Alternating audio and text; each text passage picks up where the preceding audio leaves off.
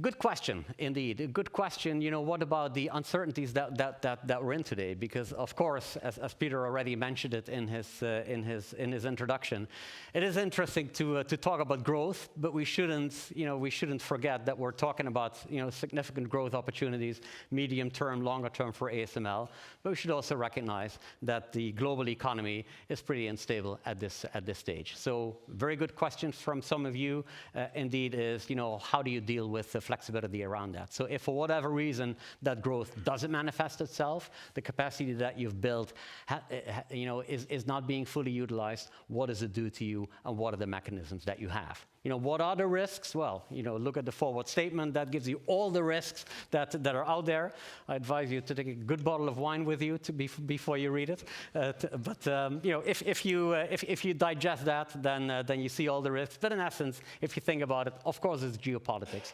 Of course it's the global economy, and of course there's a number of things that are under our control. It's the how effective are we in getting to the ramp? How effective are we in pushing our roadmap, in keeping our costs controlled, et cetera, et cetera. Those will ultimately be the things that determine our success in the marketplace, and ultimately also the level of sales that we're going to have.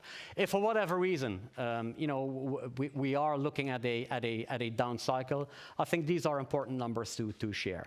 On the one hand, we have the workforce. Most of our people are fixed, as you can see here, but we do have flexibility measures there. We do have what we call an hour bank that also in the past has given us quite some flexibility in that regard. You see that more than a quarter of our R&D expense is flexible, so that gives you some leeway. Very importantly, we have flexibility in our total cost of goods, because as you see here, the total cost of goods, 82% of our cost of goods is actually materials that we source from outside. So there, of course, is flexibility.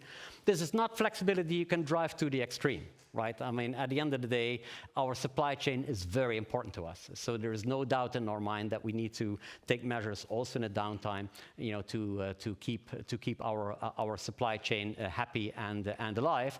But it is clear that there is quite some flexibility in here. Also, on the basis of contracts, we have quite some room, given our contracts, to have flexibility with our suppliers. So I think this is a very important element for us to drive. But as I mentioned, it's important to make sure that all of our stakeholders, even in more difficult times, that we're able to satisfy their demands and safeguard their existence, and therefore financial flexibility is another very important element for us. And I think